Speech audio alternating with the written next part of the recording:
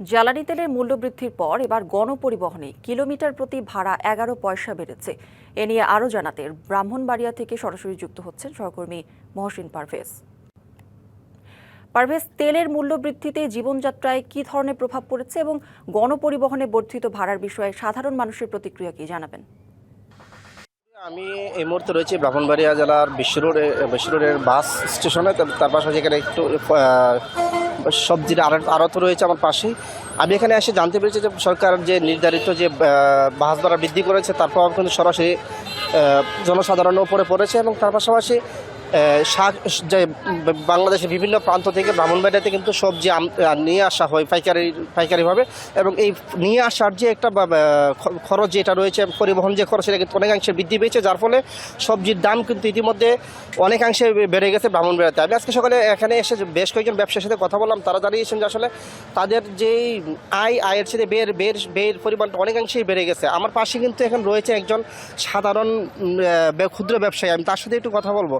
ভাই, বর্তমানে জ্বালানি তেল বৃদ্ধির কারণে মানুষের যে সবজির দাম, নিত্যপ্রয়োজনীয় দাম বৃদ্ধি পেয়েছে, এতে করে আপনার কী প্রভাব পড়ছে আপনার জীবনে? অবশ্যই আমাদের অনেক প্রভাব পড়েছে। আগে আমাদের ব্যবসা অনেক সচল ছিল, এখন আমরা ব্যবসা করতে গেলে মানুষের খালি শুধু নাই নাই নাই নাই শুধু বলে, টাকা নাই, পয়সা নাই, তেল নাই, মানুষের কষ্ট অনেক বাড়ছে। এই জন্য আমরা সরকারের কাছে অনুরোধ করব, সরকার যাতে এই ব্যাপারে যাতে সিন্ডিকেট যাতে সৃষ্টি না হয়। সরকার যেটা বাড়বে অবশ্যই যতটুকু পরিমাণে বাড়বে ততটুকু যাতে বাড়ানো হয়, যাতে সিন্ডিকেট কোনো কাজ না করে। এই জন্য সরকারের কাছে আমরা দাবি জানাচ্ছি। ধন্যবাদ। আমার পাশে আরেকজন রয়েছেন যিনি প্রতিদিন এই রাস্তা দিয়ে যাতায়াত করেন, একজন সাধারণ যাত্রী এবং সরকারি চাকরিজীবী। তার কাছে একটু জানার চেষ্টা করবো যে সরকারের যে জ্বালানি তেলের বৃদ্ধির কারণে যে সরকার নির্ধারিত যে বাস ভাড়া বৃদ্ধি হয়েছে, এতে করে আপনার মাসিক যে একটা বাজেট থাকে, যে যাতায়াত খরচ বাবদ, এতে করে আপনার কী প্রভাব পড়বে?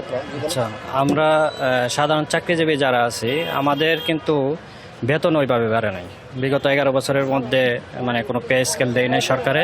কিন্তু এখন আমাদের যে একটা নির্দিষ্ট বাজেট আছে, ওই বাজেট অনুযায়ী কিন্তু আমাদের প্রতিদিন যাতায়াত করতে হয়। কিন্তু এখন পেট্রোলের দাম বাড়াতে আমরা যে চলাচল করা, বিশেষ করে আমরা যারা চাকরিজীবী তারা নিজের গাড়ি আছে, বিশেষ করে আমার আছে, যেমন বাইক আছে, বাইকে করে পেট্রোল ঠিকভাবে পাই না, আবার বেড়েও গেছে, দামও বেড়ে গেছে, যার কারণে আমার যে বাজেট আছে ওই বাজেটের বাইরে চলে গেছে। এখন সরকারের উচিত এভাবে অযৌক্তিকভাবে দামটা না বাড়িয়ে যদি আরও চিন্তা ভাবনা করে বাড়াইতো, তাহলে আমাদের যারা চাকরিজীবী আছে তাদের জন্য অনেক বেটার হতো। শুনছিলেন যে সাধারণ মানুষের জীবনযাপনে কীরকম প্রভাব পড়েছে এই জ্বালানি তেল দাম বৃদ্ধির কারণে। এই ছিল আমার কাছে ব্রাহ্মণবাড়িয়ার বিশ্ব থেকে সর্বশেষ। পারভেজ, ধন্যবাদ আপনাকে।